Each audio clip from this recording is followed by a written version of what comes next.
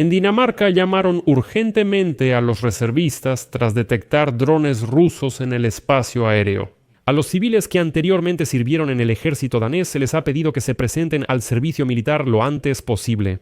En los próximos días, los países de la Unión Europea celebrarán una cumbre en Copenhague para debatir la respuesta de Europa a las provocaciones militares rusas.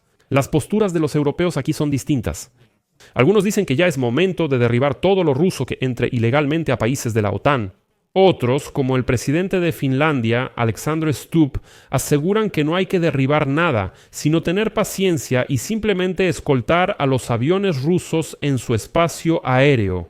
Mientras en Europa piensan así, Dinamarca llama urgentemente a reservistas y en Suecia empiezan a hablar públicamente sobre crear armas nucleares. Armas nucleares y amenazas de Rusia.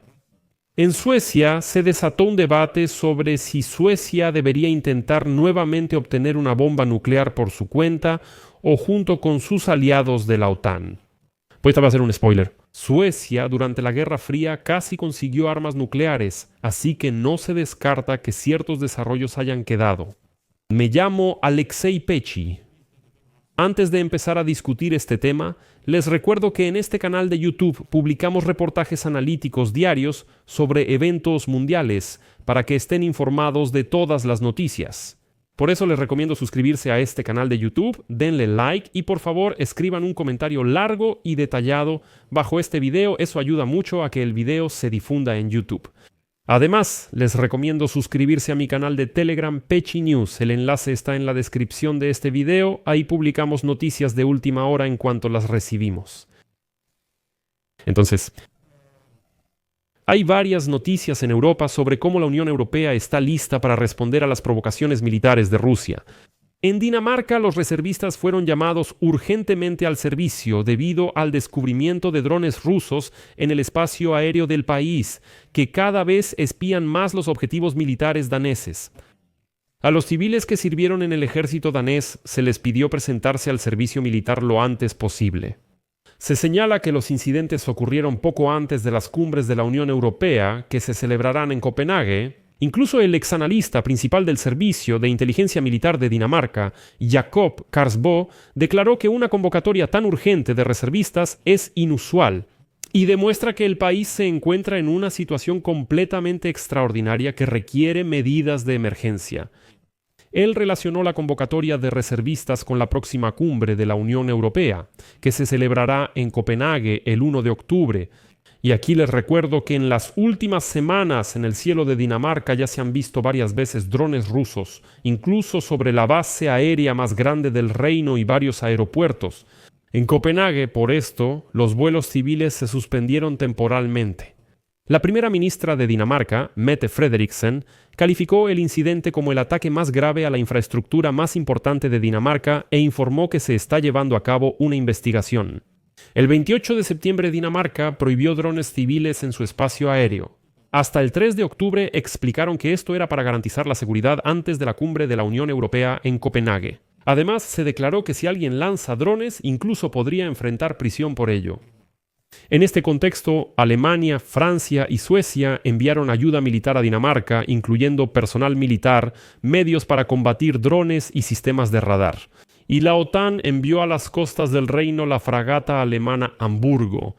Es importante señalar las provocaciones rusas, Rusia en Europa y la posición algo distante del presidente de Estados Unidos, Donald Trump, al respecto. De todas formas, empujan a la Unión Europea a actuar. Por eso, el 1 de octubre se llevará a cabo una cumbre informal de los líderes de la Unión Europea en Copenhague, donde discutirán una nueva estrategia de defensa.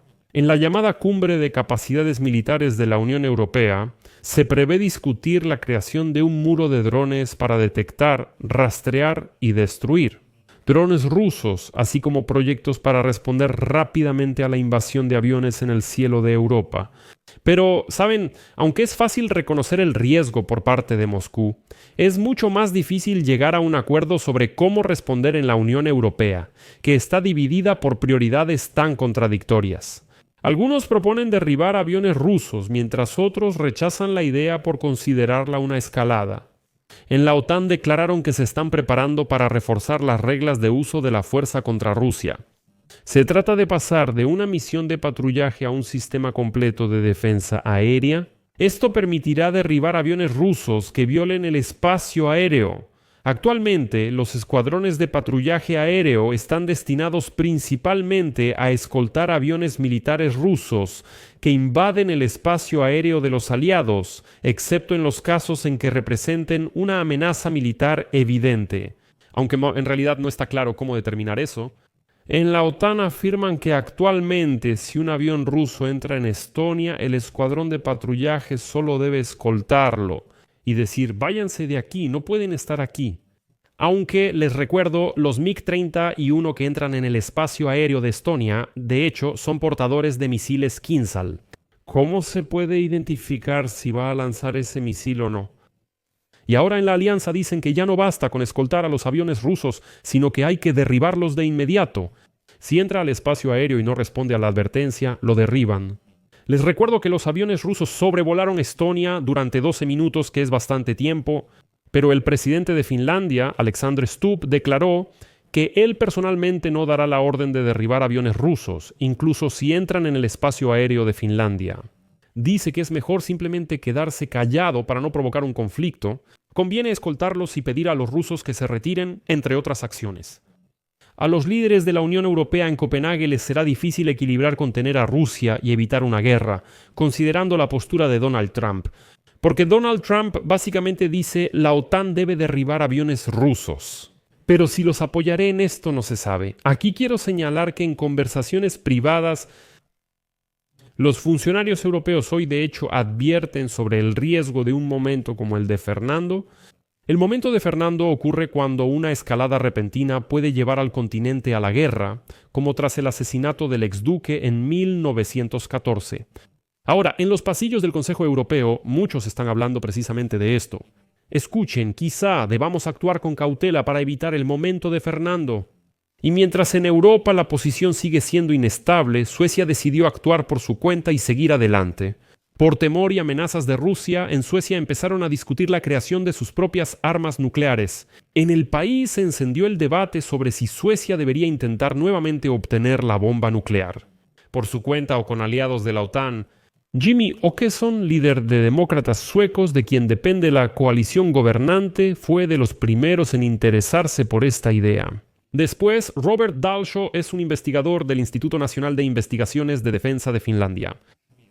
Propuso discutir la creación de armas nucleares propias con componentes suecos. Esta misma opinión la comparte la diputada del Parlamento Europeo por el partido de centro-derecha Demócratas Cristianos, que forma parte del gobierno, Alisa Teodorescu-Mabe. Ella considera que Suecia debe desempeñar su papel en la estrategia europea de armas nucleares. En resumen, también debe adquirir armas nucleares y ser una potencia nuclear. Y aquí quiero recordar que estas conversaciones tienen fundamento. Suecia llevó a cabo en secreto su propio programa nuclear durante décadas en la Guerra Fría, cuando era neutral. Tras 1945, Suecia investigó activamente el uso de armas nucleares de Estados Unidos en Hiroshima y Nagasaki. 3 años después, el jefe del Estado Mayor de Defensa de Suecia ordenó estudiar la producción de una bomba de plutonio. En 1956 y 1957 Suecia detonó en secreto potentes bombas en Laponia. Como resultado, si conoces la historia, se formó el lago Fuajaure. Estas simulaciones de explosiones nucleares se hicieron como parte de la preparación para el Programa Nacional de Desarrollo de Armas Nucleares. Es decir, Suecia estaba muy decidida. Suecia avanzaba con éxito hacia la producción de armas nucleares. En el país ya se extraía uranio y se construyeron 2 reactores nucleares para obtener plutonio, y así, para 1957, la CIA llegó a la conclusión de que Suecia tenía un programa nuclear lo suficientemente avanzado como para permitirle producir armas en un plazo de 5 años.